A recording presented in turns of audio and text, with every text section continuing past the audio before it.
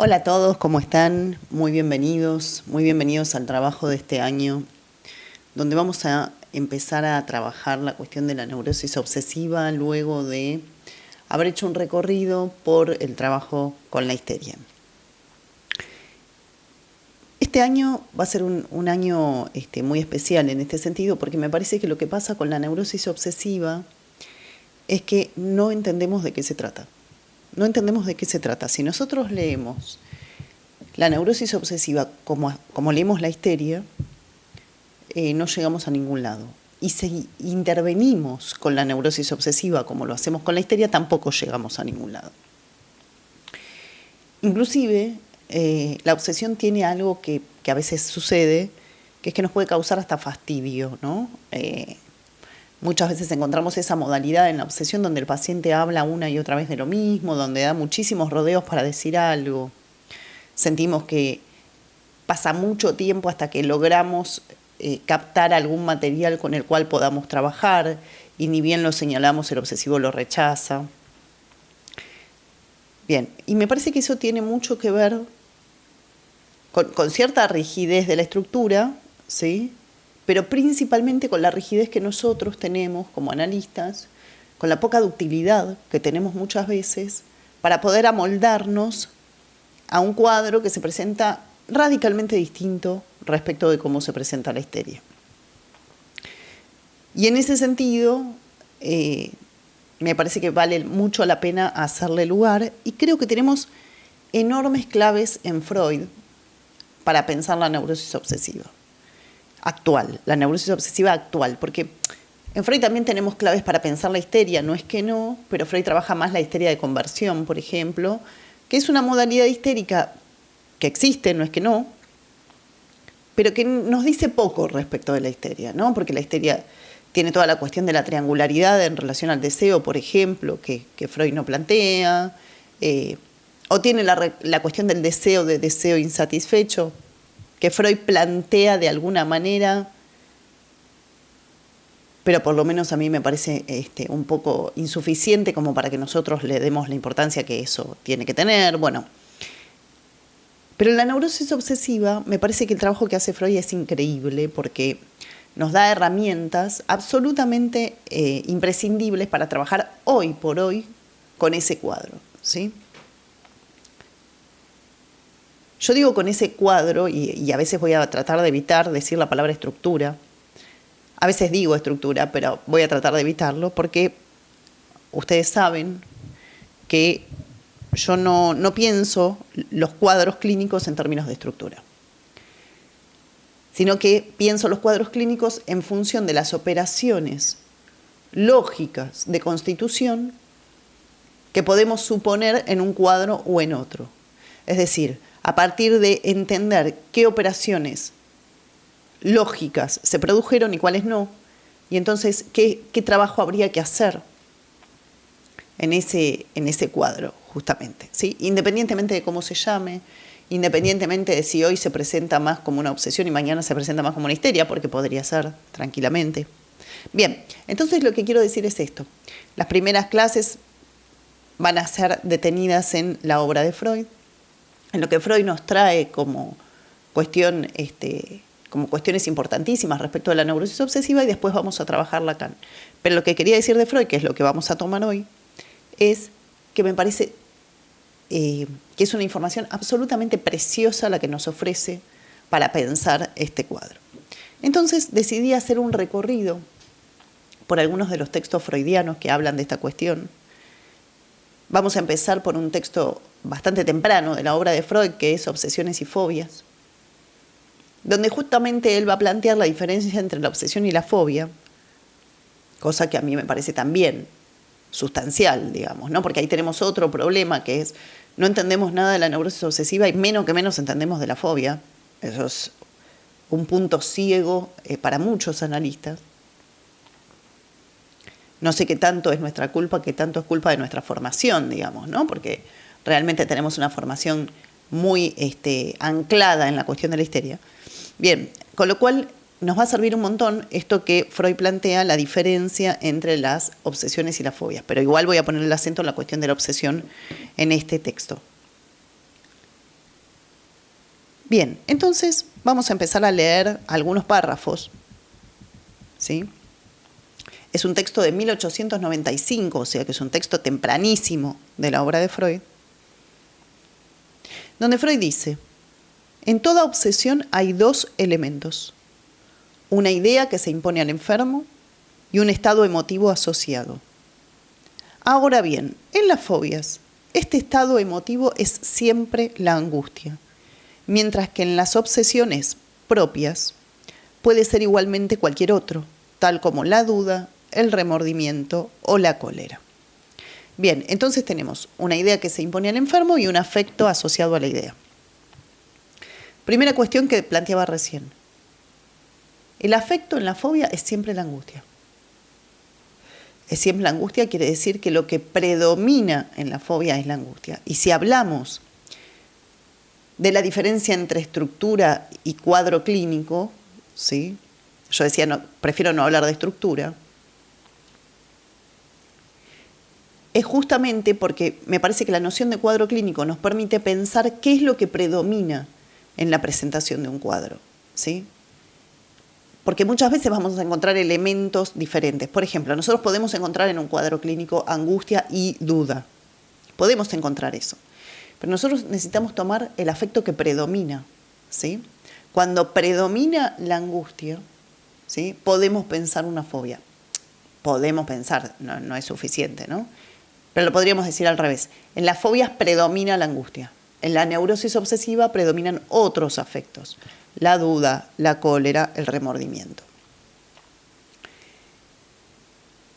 Y en ese sentido es interesante, porque el neurótico obsesivo es difícil que se presente angustiado, ¿no? Es difícil que lo veamos angustiado. Es fácil que lo veamos panicoso, es fácil que lo veamos ansioso, pero angustiado es difícil, ¿sí? Bien. El texto continúa así.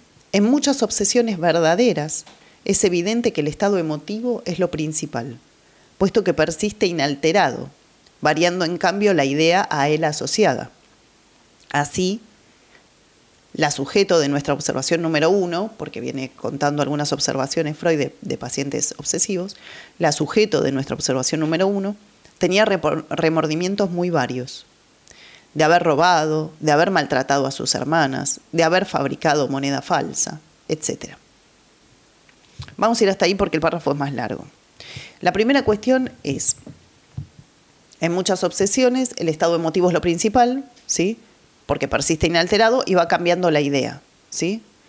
Entonces, por ejemplo, una paciente de la cual Freud viene hablando siente remordimiento, el remordimiento persiste, pero el remordimiento es por distintas cosas. Por haber robado, por haber hecho un daño, por haberse peleado con las hermanas, etc. Estos ejemplos, que podrían parecernos un poco exagerados, no lo son en absoluto, ¿sí? Digo, que un obsesivo tenga remordimiento de haber robado cuando no robó, remordimiento de haber maltratado cuando no necesariamente maltrató, y se escucha en su relato, ¿no? Que no lo hizo. O de haber fabricado moneda falsa cuando no lo hizo, y cuando él mismo viene a contar que no lo hizo, ¿sí? Yo siento remordimiento como si yo hubiese robado, pero yo sé que no robé. Sin embargo, siento culpa. Por ejemplo, voy a dar un ejemplo típico. Pacientes que dicen esto. Yo estaba mirando el noticiero, escuché que hubo un robo a un banco e inmediatamente pensé que me podían venir a buscar porque me sentí culpable de ese robo. Si nosotros le preguntamos al paciente, ¿pero usted robó? ¿Fue a robar un banco? No, yo no fui a robar un banco. Pero yo me siento culpable de ese robo. Y no lo puedo explicar, ¿sí? Digo, no son pacientes que tengan versiones delirantes, ¿sí? No es que el paciente cree que fue a robar cuando en realidad no fue a robar, sino que sabe que no fue a robar, pero sin embargo siente el remordimiento o la culpa de haber robado como si lo hubiera hecho, ¿sí?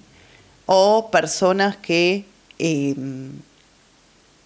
no sé, hay un accidente de tránsito y por ahí están en su auto y ven el accidente de tránsito en otro lugar y se sienten culpables por haber sido los provocadores de ese accidente de tránsito, que no fueron, ¿sí? Ese tipo de circunstancias en la neurosis obsesiva las escuchamos muchas veces, ¿sí? Por eso muchas veces se confunde la neurosis obsesiva con la psicosis, cosa que en los hospitales de día es muy común, encontrar obsesivos que están tratados como psicóticos, ¿no? Porque hay algo de la bizarría de la idea, ¿sí?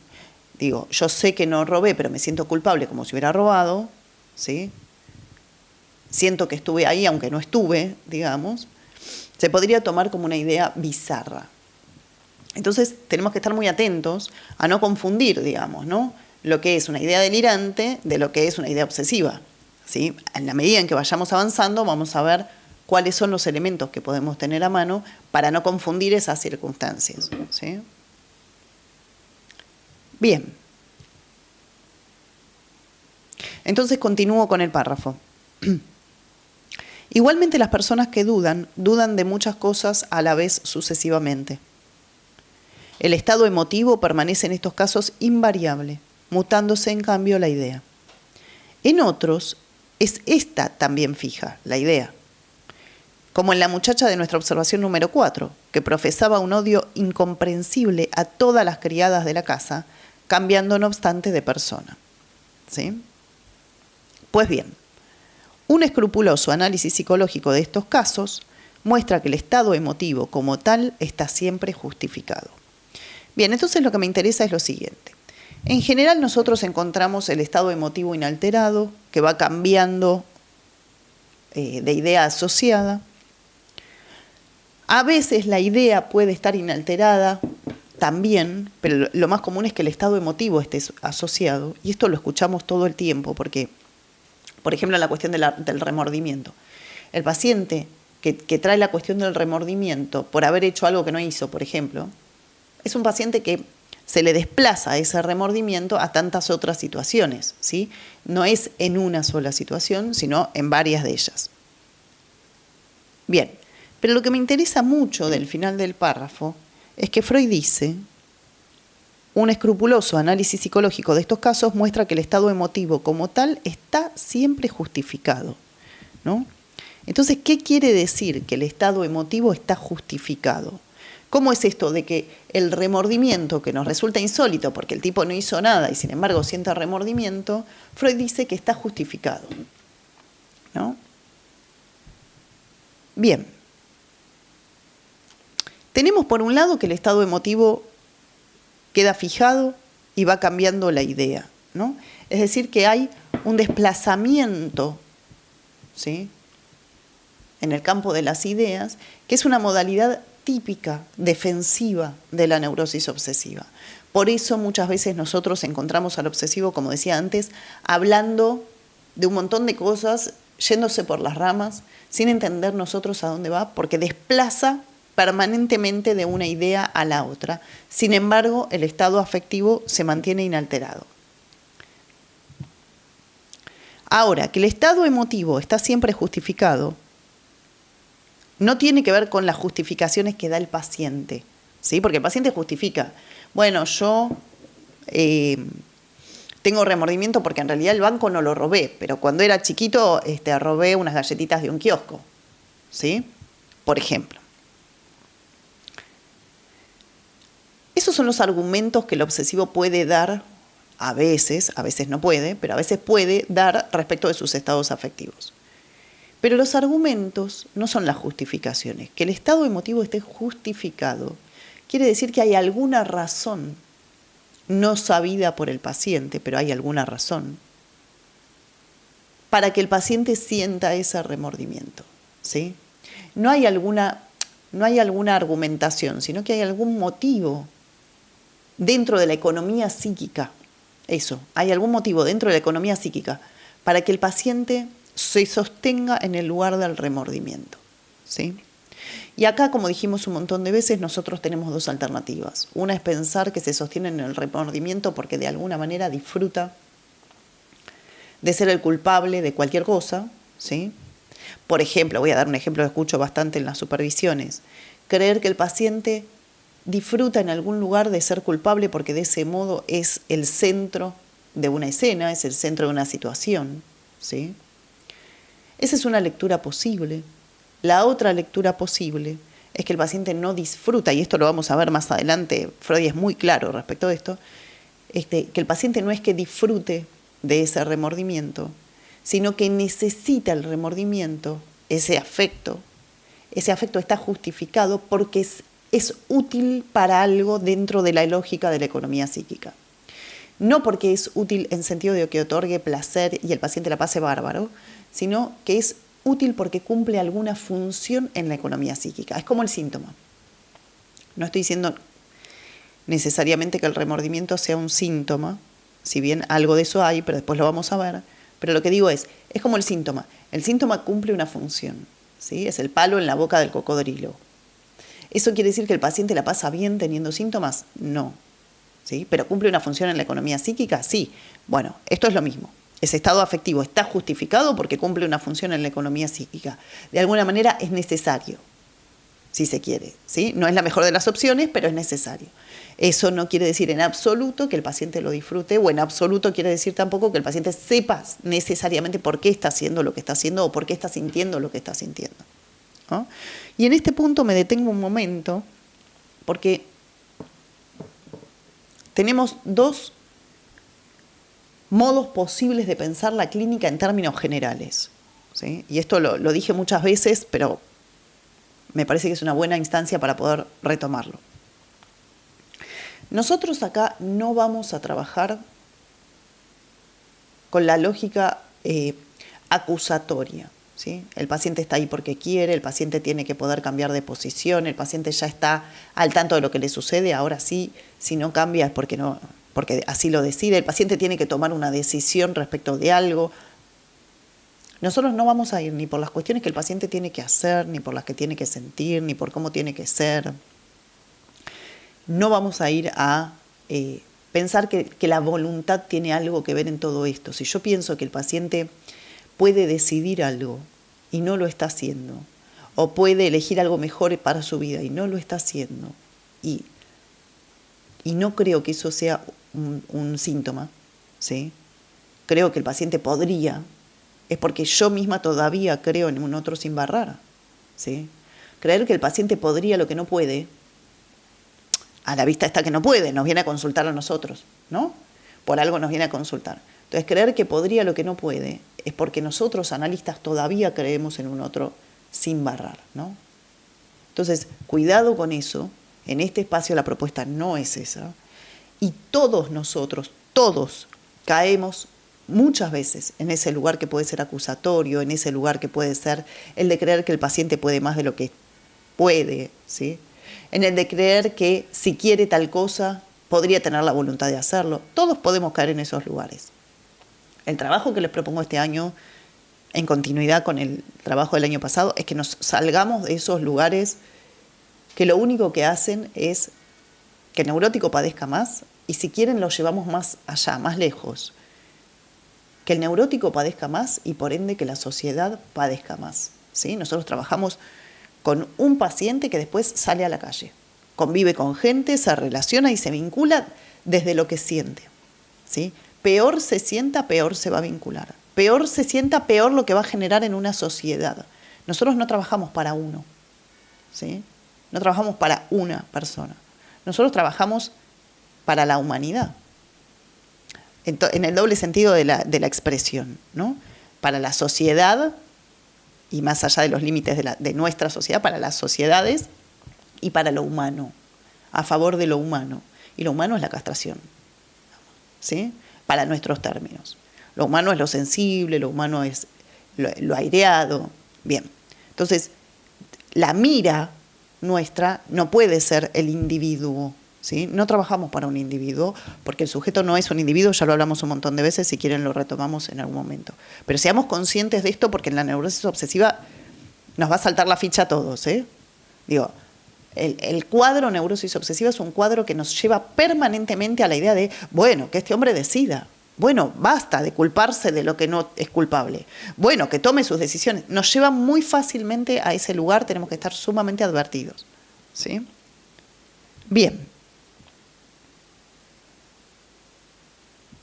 Entonces, continúa el texto. El sello patológico de estos casos consiste, pues, únicamente en los dos singulares caracteres siguientes. 1, que el estado emotivo se ha eternizado. 2, que la idea asociada no es ya la idea justa, la idea original, relacionada con la etiología de la obsesión, sino una idea sustitutiva de la misma. ¿Sí? Entonces tenemos un estado emotivo eternizado y una idea que se va sustituyendo. ¿Sí? Ahora, esa idea sustitutiva sustituye a una primera idea que era la idea que para Freud era la idea verdadera, si se quiere, ¿no? La idea, él de hecho lo dice así, la idea sustituida es la idea justa, la idea original, ¿sí? La idea justa, la que daba cuenta de la etiología de la neurosis, ¿sí? De la neurosis obsesiva. Esa fue sustituida por otras ideas. Entonces, para Freud hay una idea justa, una idea original, una idea que es la que verdaderamente habla de la etiología de la neurosis obsesiva. Y después hay sustituciones, y esa sustitución, esa posibilidad de sustituir una idea por otra, es un mecanismo defensivo que la neurosis en general tiene. ¿Sí? Y si quieren, la neurosis obsesiva se aprovecha muy bien de eso, digamos, ¿no? De la sustitución. ¿Sí? Se destaca mucho en la neurosis obsesiva la cuestión de la sustitución. Pero lo que quiero situar es que el irse por las ramas, sustituir una idea por otra, más allá del fastidio que nos pueda causar, es sustituir, justamente, es un mecanismo defensivo. ¿Qué hacemos con los mecanismos defensivos? ¿Adoctrinamos a los pacientes para que dejen de defenderse porque no puede ser que vivan defensivamente? ¿Porque se están resistiendo? ¿No? Entonces tomamos eso como una resistencia y los adoctrinamos para que salgan de ahí. No. Leemos la defensa. Empezamos a hacer una lectura de por qué este tipo tiene tanta necesidad de sustituir una idea con otra, con otra, con otra, con otra, con otra. ¿Sí? Más necesidad de sustituir haya, más necesidad de defensa hay. Y si hay más necesidad de defensa es porque aquello frente a lo cual yo me tengo que defender es demasiado pesado, es demasiado grande, porque si no, ¿por qué me defendería tanto? ¿Sí? Entonces, mecanismos defensivos muy aguerridos responden a un peligro, hablando en términos freudianos, que el neurótico considera muy avasallante, ¿sí? Que el neurótico considera muy grande y al cual le tiene que ofrecer algún tipo de resistencia. No es que se resista al análisis, intenta resistir a lo que le viene del otro como peligroso. ¿Sí? Por supuesto, eso traba el análisis. Tiene un efecto en el análisis que es el efecto de resistencia en el análisis. ¿Sí? Pero no se resiste al análisis. ¿Sí? Se resiste a lo que le viene como peligroso del otro.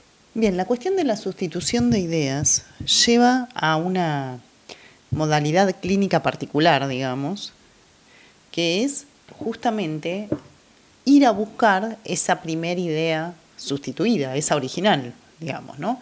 Si hay una original que habla de la causa del padecimiento del sujeto, bueno, tendríamos que ir a buscar esa. De eso se trata el hacer consciente lo inconsciente que Freud nos plantea, digamos, ¿no? Es una clínica que tiene algunos problemas. Uno de los problemas es que considera que hay una causa original, primera, del padecimiento, que es una causa registrable, es decir, que es una causa de algún modo tangible por medio de lo simbólico, ¿no? Entonces, habría una fecha, un suceso, una situación que determina, ¿sí?, que luego sucedan las cosas de determinada manera en esa estructura, ¿sí? La idea de que habría una primer idea, valga la redundancia, original, va de la mano de lo que llamamos el determinismo, ¿sí?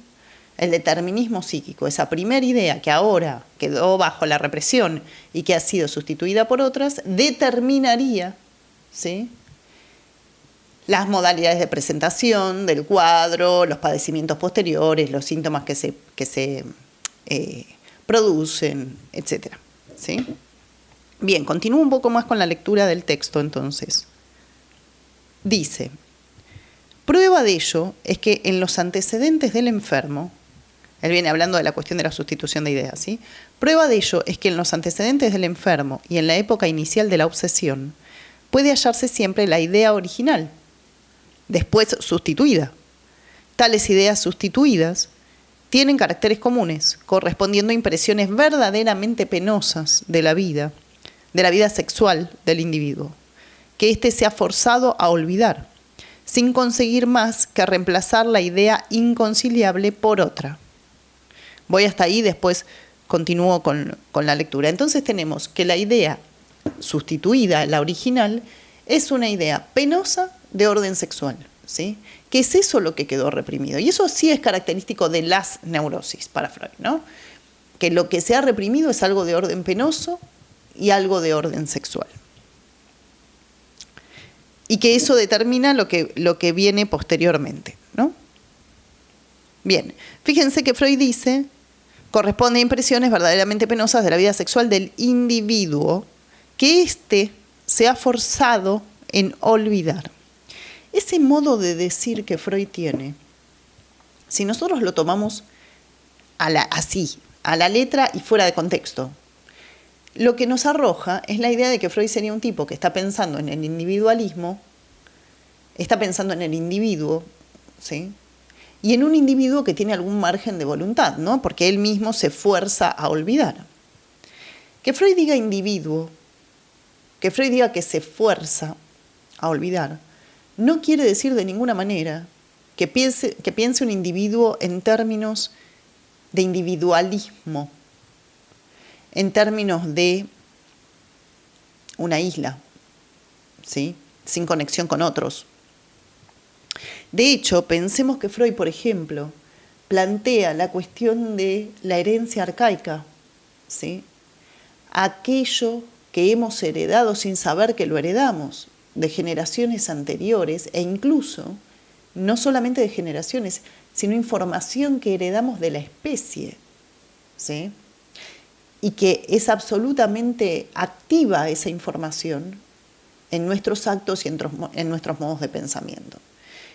Eso por un lado. Y por el otro lado, también habla Freud de la influencia enorme que tienen los dichos y la mirada de los padres, ¿no? Por ejemplo, en la constitución del narcisismo.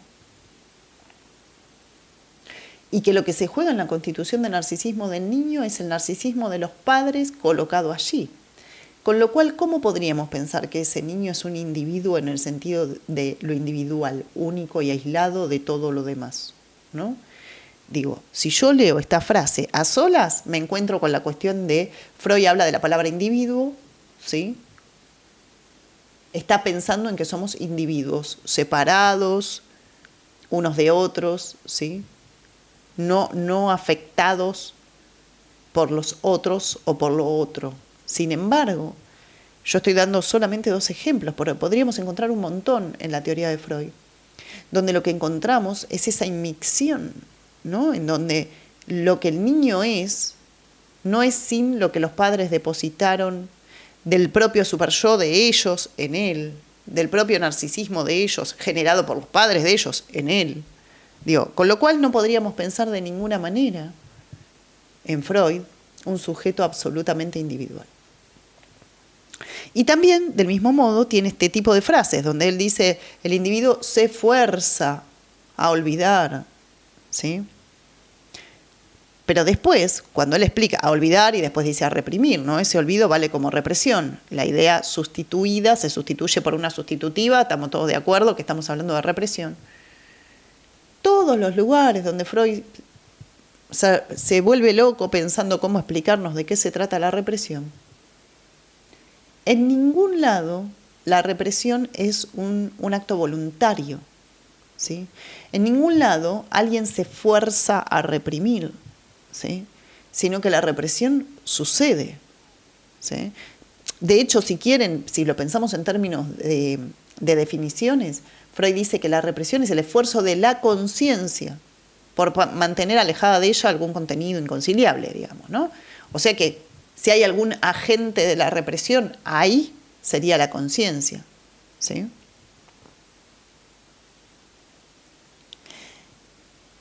En ese punto, digo, tenemos que tener una lectura en contexto, ¿sí? Una frase sacada del contexto, sacada del marco teórico, se puede entender de cualquier manera. Bien, Es cierto que Freud no habla explícitamente de inmixción de otredad. Es cierto que Freud muchas veces en estos modos de decir, como este que estoy leyendo, nos da la sensación de que está pensando en un individuo, ¿sí? Hasta que nos encontramos con estos tantos otros lugares en la obra donde está planteando otra cosa. Bien, entonces retomo. Dice, prueba de ello es que en los antecedentes del enfermo y en la época inicial de la obsesión puede hallarse siempre la idea original después sustituida. Tales ideas sustituidas tienen caracteres comunes, son ideas penosas de la vida sexual del individuo que éste se ha forzado en olvidar sin conseguir más que reemplazar la idea inconciliable por otra poco apropiada para asociarse al estado emotivo, el cual por su parte ha permanecido sin alteración.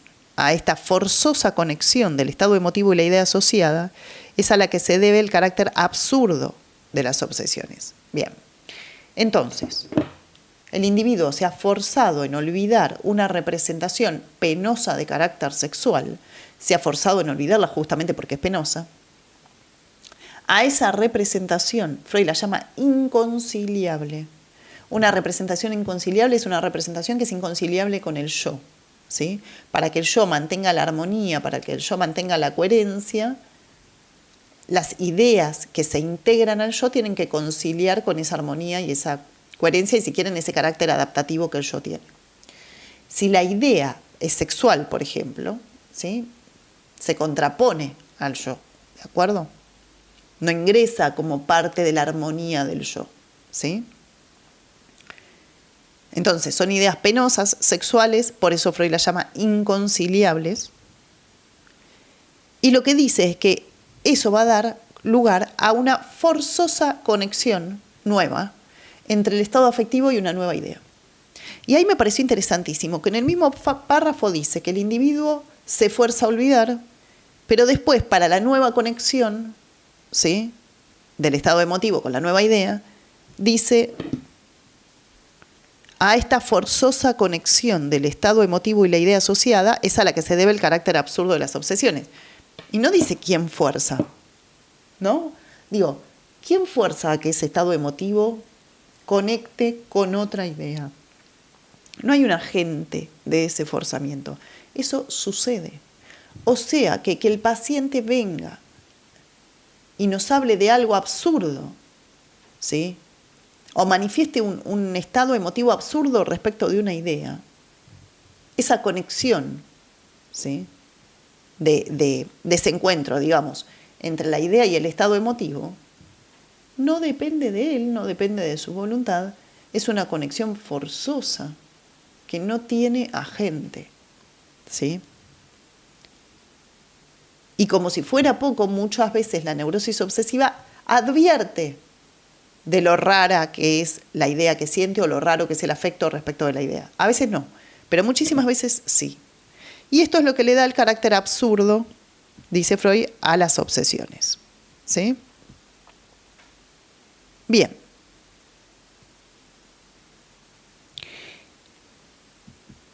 Por eso mismo, por la cuestión de lo absurdo, en las obsesiones notamos, por ejemplo, culpa por algo que no se hizo, como planteaba hace un rato, vergüenza por alguna cosa que en general no tendría por qué dar vergüenza, a ese sujeto le da vergüenza. Incluso algunas excitaciones eróticas en situaciones que por ahí no lo ameritan, ¿sí? Bien, continúa Freud diciendo lo siguiente: ¿cuál es el motivo de tal sustitución?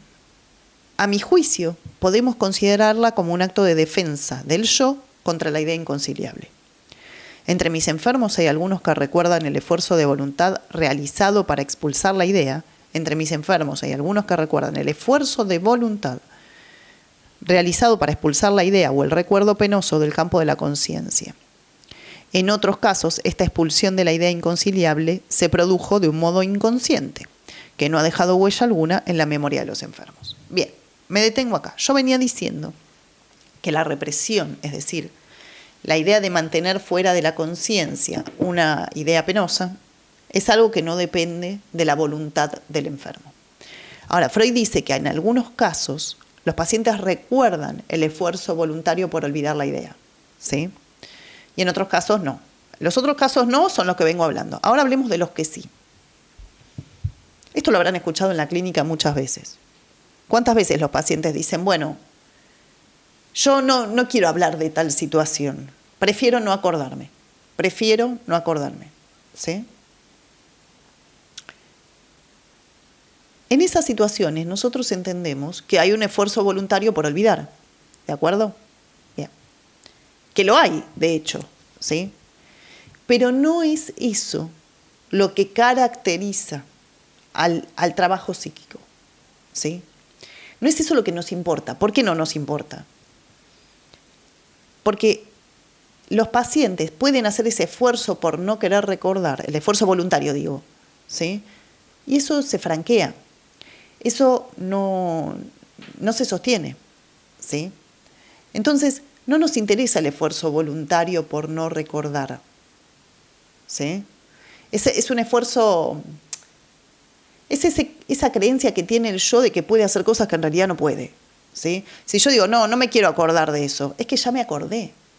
En todo caso puedo no hablar de eso, pero yo no puedo elegir si lo recuerdo o no lo recuerdo. ¿Estamos claros en eso? Digo, yo puedo decir, no, yo voy a hacer un esfuerzo por olvidarme de tal cosa, mejor me voy a distraer con otra para olvidarme de esta. ¿Cuánto tiempo dura eso? Un ratito. Después esa idea que yo quiero olvidar voluntariamente, vuelve, ¿sí? A eso me refería yo con que la cuestión forzosa del individuo, ¿no? El forzamiento del individuo por intentar olvidar, ¿sí? No lo tenemos que entender como un forzamiento voluntario. Si bien hay estas situaciones voluntarias, pero estas se caen, ¿sí? No se sostienen. Entonces, que alguien diga, no, yo no me acuerdo de esto porque me quise olvidar. No se acuerda porque no se acuerda. Porque si uno hace el esfuerzo voluntario de olvidar, eso dura 5 minutos. Hagan la prueba y se van a dar cuenta. O esto que estoy diciendo, ¿no? Los pacientes que dicen, no, yo prefiero no hablar de eso porque no me quiero acordar de esas cosas. Ya está, se acordó, ¿sí? Bien.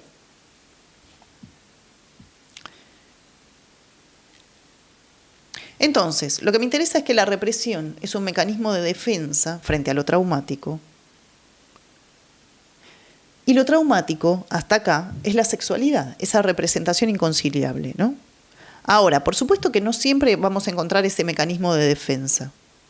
Por ejemplo, en la fobia no es lo que destaca. Nosotros decíamos hace un rato que este texto, Obsesiones y Fobias, plantea una diferencia muy importante entre unas y otras, y es que en las obsesiones encontramos afectos diversos como el remordimiento, la culpa, la duda, y en la fobia la angustia, destaca la angustia.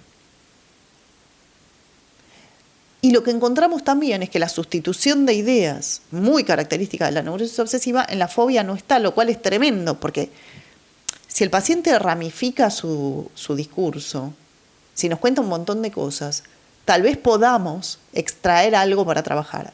Ahora, la fobia tiene un punto de inhibición que hace que muchas veces el relato no se arme, ¿sí? Que se arme una cosa descriptiva de me siento mal, ¿no? Me siento mal en tales situaciones, y no haya asociación, ¿no? ¿Con qué tiene que ver esto? No sé, ¿sí? Por eso son cuadros bastante más difíciles de trabajar para nosotros, porque estamos acostumbrados a trabajar con aquellos pacientes que pueden aportarnos el material, es decir, que pueden asociar libremente, ¿sí? En la fobia, la angustia le gana, si se quiere, a la capacidad asociativa, ¿sí? Entonces lo que notamos es el estado afectivo de angustia permanentemente, ¿sí? En prácticamente cualquier cosa, una inhibición que en general es una limitación en las coordenadas del espacio, y no la posibilidad de poder hablar y poder historizar, ¿sí? Bien. De hecho, el mecanismo defensivo que destaca en la fobia, por esto mismo que estoy situando, es la huida, ¿sí? Como el fóbico se siente encerrado, y lo que describe es eso, que se siente encerrado, que se siente angustiado en determinadas situaciones, etcétera, lo único que le queda es huir, ¿sí? Huir en lo fáctico, ¿sí? Irse de las situaciones, sin poder sustituir ideas. Bien, Eso en la fobia. Después tenemos los cuadros de borde donde tampoco tenemos defensas psíquicas suficientes, digamos, o no tenemos buen funcionamiento de la defensa psíquica y por eso tenemos mucho de lo que tiene que ver con los cortes en el cuerpo, por ejemplo, ¿no? Bien. Hay un texto de 1896 que se llama La herencia y la etiología de las neurosis, que es un texto que Freud trabaja en una época donde se consideraba que la herencia era la causa de las enfermedades mentales. Y esto también yo lo quiero destacar, ¿no? Porque, digo, Freud arma lo que arma, todo lo que nos está diciendo de la idea, el afecto, la bizarría, yo digo bizarría, lo ridículo, lo absurdo de esas ideas sustitutivas, etc. Y la etiología de la neurosis pensada en la representación inconciliable de orden sexual es absolutamente novedoso respecto del entorno científico de la época, que lo que planteaba era justamente que la enfermedad mental tenía como causa la herencia, ¿sí? Bien, por eso Freud escribe La herencia y la etiología de las neurosis. Y pone en evidencia la fuerza de un recuerdo que actúa como acontecimiento actual. Un recuerdo que tiene la característica de relacionarse con la vida sexual, que concierne a la primera infancia y que implica un abuso infligido por un otro, ¿sí? Entonces, Freud lo que dice es que en realidad lo que tiene carácter traumático, y vale como causa de la neurosis, no es la herencia, ¿sí?, sino que es una vivencia sexual vivida en la infancia. Y en esta época lo que dice es, hay un recuerdo de esa vivencia sexual, ¿sí?, que actúa, que vale como acontecimiento actual. Es decir, que el recuerdo actualiza la fuerza, el afecto de aquella situación traumática, ¿no?, de aquella vivencia sexual traumática. O sea que tenemos en este momento de la etiología dos elementos necesarios para que la neurosis se constituya en dos tiempos distintos. Un primer elemento, que es la vivencia sexual prematura traumática vivida en la infancia, y un segundo elemento, vivido en la pubertad o pospubertad, que es el recuerdo de aquella situación y que actualiza, no solamente es un recuerdo, sino que es un recuerdo que actualiza el dolor producido en aquella vivencia, ¿sí? Actualiza el afecto. Y eso es muy interesante, ¿no?, porque Freud ahí trae otra cosa, que es que no hace falta que las cosas hayan pasado ayer para que a mí me duelan. Pueden haber pasado hace muchos años y me pueden doler porque se pueden actualizar, ¿sí? Bien.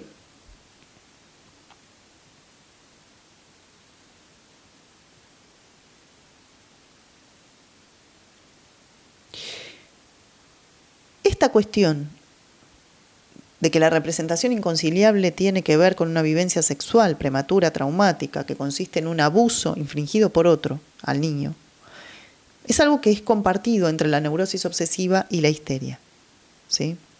Ahora, ¿cuál es la diferencia? Que para la histeria, esa vivencia es sufrida pasivamente, ¿sí? Y para la neurosis obsesiva, ese acontecimiento fue vivido activamente y o con placer, ¿sí? Vuelvo, la vivencia prematura traumática en la histeria fue vivida pasivamente, en la neurosis obsesiva activamente y con placer. Sin embargo, Freud también le llama a esa vivencia de la neurosis obsesiva vivencia sexual prematura traumática. Es decir, que haya sido vivida activamente y con placer en la infancia, es decir, que el niño haya sido quien avanzaba sexualmente a otra persona, o haya sido avanzado por un adulto y haya sentido placer, eso no le quita el valor traumático, porque si no, no se entiende por qué Freud le llamaría en ambos casos vivencia sexual prematura traumática. Y eso también es muy interesante. Yo no estoy diciendo ni que esté bien ni que esté mal. Lo que estoy diciendo es si estudiamos psicoanálisis, digamos, ¿no? Lo que Freud dice es, esa vivencia es traumática tanto para la histeria como para la neurosis obsesiva. Tanto si se vivió pasivamente y displacenteramente como si se vivió activamente y placenteramente. Y eso es muy interesante, ¿no? Porque para los dos vale como trauma. Bueno, entonces el texto continúa así. La neurosis de obsesiones depende de una causa específica del todo análoga a la de la histeria. También aquí se halla un acontecimiento sexual precoz, ocurrido antes de la pubertad, cuyo recuerdo deviene activo durante esa época o después de ella. Hay una sola diferencia que parece capital. Hemos descubierto en el fondo de la etiología histérica un acontecimiento sexual pasivo, una experiencia sufrida con indiferencia o con un poco de amargura o de espanto. En las neurosis de obsesiones se trata, por el contrario, de un acontecimiento que ha causado placer, de una agresión sexual inspirada por el deseo, en el caso del varoncito, o de una participación con goce en las relaciones sexuales, en el caso de la niña. Las ideas obsesivas, reconocidas por el análisis en su sentido íntimo, reducidas, por así decir, a su expresión más simple, no son otra cosa que unos reproches que el sujeto se dirige a causa de ese goce sexual anticipado, pero unos reproches desfigurados por un trabajo psíquico inconsciente de transformación y de sustitución. Bien, entonces teníamos esto, ¿no? En la histeria tenemos una vivencia sexual vivida pasivamente o con indiferencia, con displacer o con indiferencia. Y en la neurosis obsesiva tenemos una vivencia sexual vivida activamente. En este texto Freud dice activamente del lado del varón o vivida con placer si se trata de una mujer obsesiva, ¿sí? En otros textos a veces va a decir que en la neurosis obsesiva la vivencia es activa y con placer. Reúne las dos características. Bien. Y lo que me interesa del párrafo es esto último, ¿no? Las ideas obsesivas reconocidas en el análisis, esas ideas que nosotros veníamos diciendo que son absurdas, ¿no? Esas no son otra cosa que unos reproches que el sujeto se dirige a causa de este goce sexual anticipado. O sea, los reproches, porque teóricamente robó el banco que no robó, ¿sí? Son para Freud una sustitución, ¿sí? De otro reproche, podríamos decir, que es el reproche por haber sentido placer o por haber sido activo en la situación sexual vivida en la infancia, ¿sí? Lo dice Freud así, a causa de este goce sexual anticipado. Unos reproches desfigurados por un trabajo psíquico inconsciente de transformación y de sustitución. Bien, me interesa mucho esa frase, ¿no? Donde Freud habla de, en la neurosis obsesiva, ese goce sexual anticipado y un reproche por eso, ¿no? Porque pienso, esto no sé si lo dice Freud, creo que no, pero pienso que siempre que hay un goce sexual anticipado quiere decir anticipado a las posibilidades del sujeto de dar su consentimiento de forma consciente y voluntaria, siempre que hay un goce sexual no entendido, no previsto, aparece el reproche.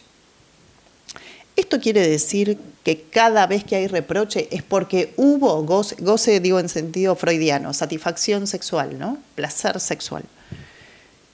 Esto quiere decir que cada vez que hay reproche es porque efectivamente en cualquier cuadro clínico eso obedece a que hubo satisfacción o placer sexual.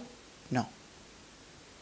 Porque ahí también tendemos a hacer un lío tremendo, ¿no? Entonces escuchamos al paciente reprochándose y decimos, bueno, en realidad se está reprochando por esto, pero acá es porque él la pasó bien cuando era chiquito.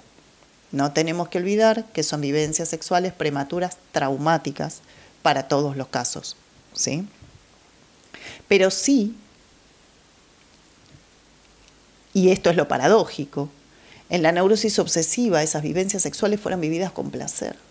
Entonces nos cuesta a veces entender cómo una vivencia que fue vivida con placer tiene carácter traumático. Y esto es lo que nosotros tenemos que entender. Porque nosotros armamos esto.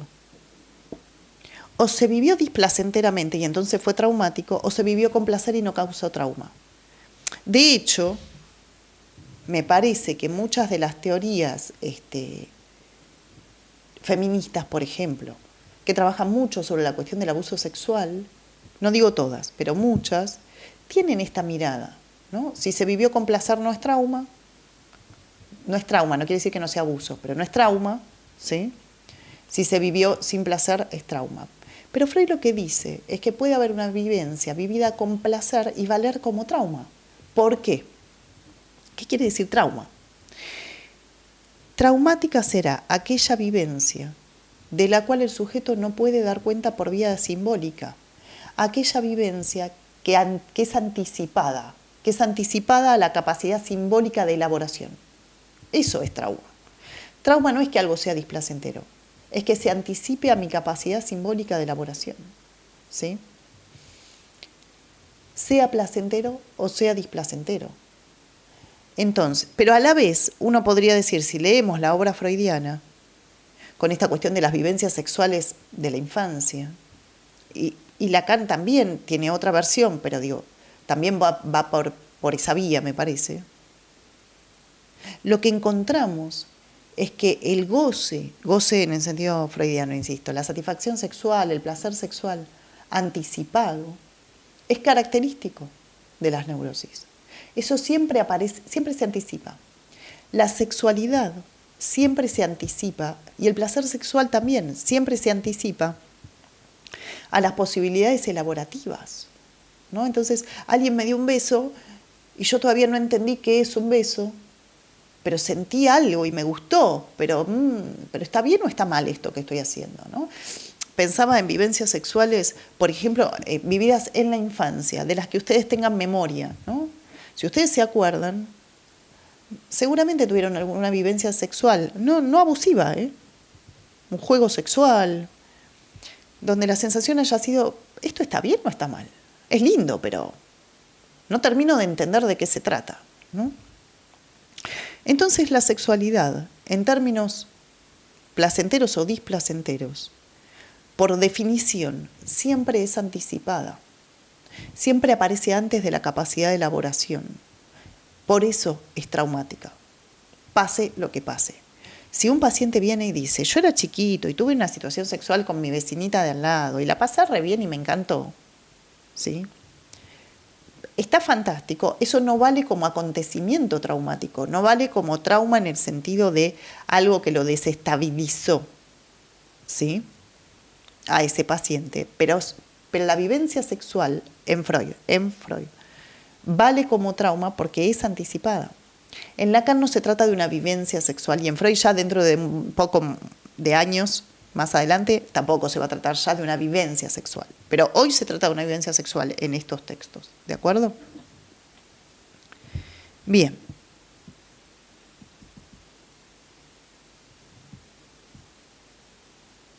Entonces aparece la idea del trauma en dos tiempos, ¿no? La etiología de la neurosis radica en una vivencia sexual prematura o traumática, vivida con placer en el caso de la neurosis obsesiva. Pospubertad aparece el recuerdo, que es lo que estábamos comentando, ¿no?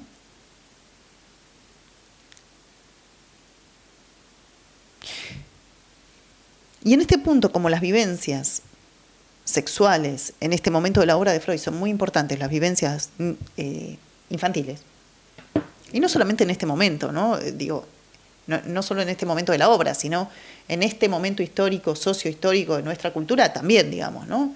Las vivencias sexuales son muy importantes, si son abusivas, si no son abusivas. Hay cosas que nosotros tenemos que entender en contexto, porque fíjense esto, Freud lo que dice es, la vivencia sexual en la histeria prematura traumática ha sido vivida pasivamente, o sea que la histérica fue abusada, la histérica o el histérico, pero tomemos, en general son mujeres, la histérica fue abusada por un adulto, ¿sí? Ahí le podemos poner la palabra abuso.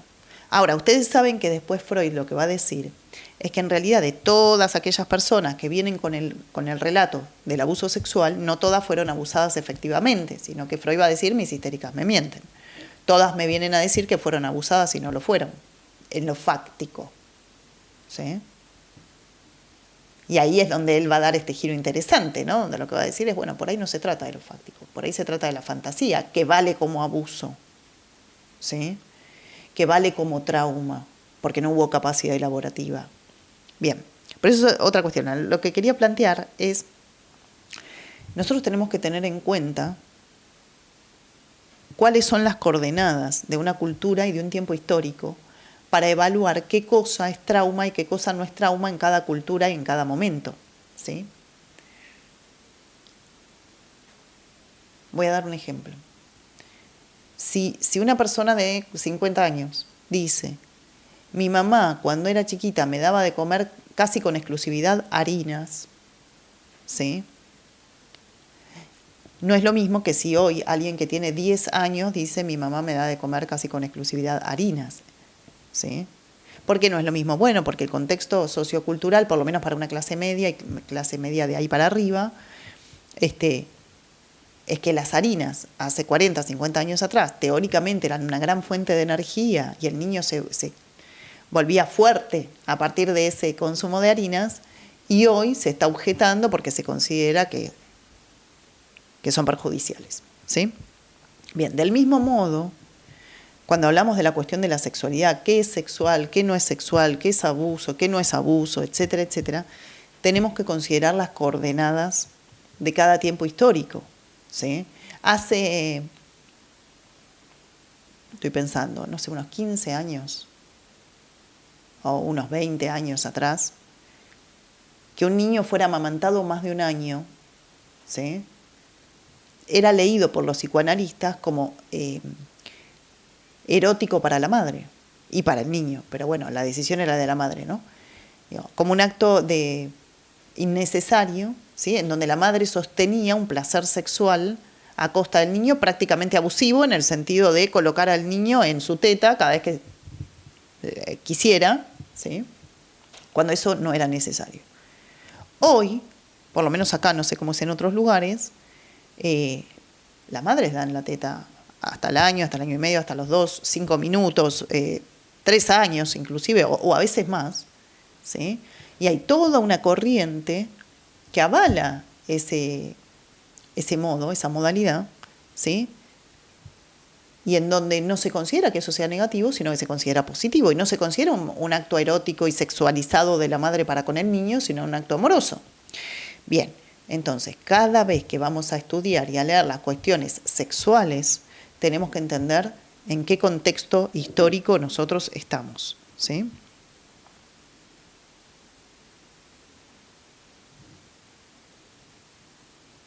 Bien. Entonces, ¿qué significaban los acercamientos sexuales por parte de otros al paciente cuando era niño? Esta sería la pregunta que nos tendríamos que hacer, ¿no? En todas las épocas eso fue considerado abuso. Pero delimitemos un poco. Abuso era ser tocado, tocado en el cuerpo, avanzado corporalmente. Abuso no era subir a UPA a alguien, por ejemplo, ¿sí? Digo, hace 30 años o menos, subir a UPA a un niño, hacerle UPA, ponerlo en la falda, ¿no? En las piernas del adulto, no era considerado abuso. Incluso si ese adulto no era el papá o la mamá de ese niño. ¿Sí? Digo, había una reunión social, venía un tío, un amigo de la familia, ese yo, colocaba un niñito a UPA y nadie osaba sospechar que eso tenía carácter sexual, ¿sí? Era absolutamente un acto tierno. Bien, hoy, ¿sí? Para algunos sigue siendo un acto tierno, para otros podría ser de carácter sexual tranquilamente. Por eso escuchamos muchas veces pacientes que hoy tienen 15, 20 años y que dicen, ahora me acuerdo que mi tío cuando yo tenía 3 años me subió a UPA. ¿Y qué habrá querido hacer conmigo? ¿Por qué me quiso subir a UPA si yo no era su hija? Se empiezan a armar ciertas teorías porque estamos en un momento interesante, pero de mucho movimiento y de mucha transición respecto de qué cosa es sexual y qué cosa no es sexual, ¿no? Se están conmoviendo esos parámetros. O sea que nosotros como analistas tenemos que tener muy en claro de qué estamos hablando, ¿sí? Ubicar en tiempo y espacio, digamos, las cosas que los pacientes nos cuentan. Bien.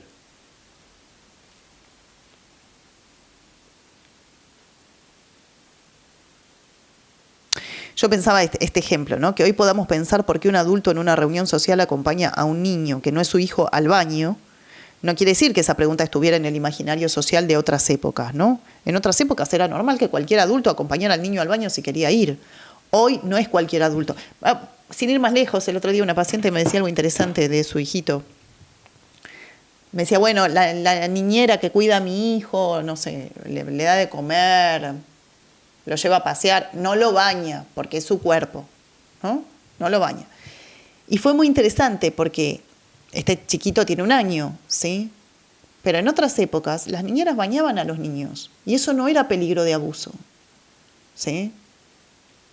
Estaba dentro del imaginario social.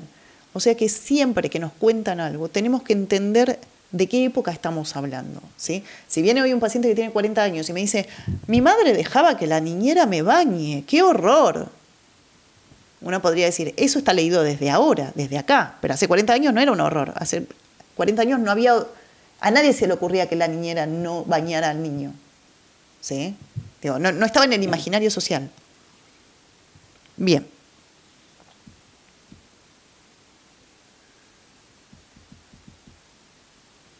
Entonces, lo que quiero traer es lo siguiente, y con esto vamos cerrando la clase de hoy, que el obsesivo presenta un conflicto moral, una escena sexual activa, vivida con placer, y a la vez un reproche por eso. ¿Sí? Ahora bien, Freud va a ubicar dentro de la predisposición a las neurosis cierto elemento particularmente llamativo de la neurosis obsesiva, que es la fijación de la libido a alguna etapa previa del desarrollo, una inhibición en el desarrollo de la libido, dice Freud, ¿no? Lo va a plantear en un texto que se llama La predisposición a la neurosis obsesiva. Entonces, por ahora lo que tenemos es, en la neurosis obsesiva, una idea y un afecto que persiste, una idea que se va sustituyendo, una vivencia sexual vivida con placer o siendo el obsesivo activo en esa idea sexual que tiene valor traumático de todos modos, se activa en el recuerdo en un segundo tiempo, ¿sí? Un reproche por esa vivencia sexual vivida activamente, es decir, los reproches que vemos en la adultez en realidad son sustitutivos de aquellos reproches, de los reproches por aquella situación. Y ahora, lo vamos a continuar la vez que viene, Freud va a hablar de algo propio de la predisposición a la neurosis obsesiva, que es un punto de fijación de la libido. La libido en la neurosis obsesiva la encontramos fijada a una etapa de desarrollo previa a la etapa fálica, que es la etapa sádico-anal. Vamos a ver eso seguramente la vez que viene. Nos vemos la próxima.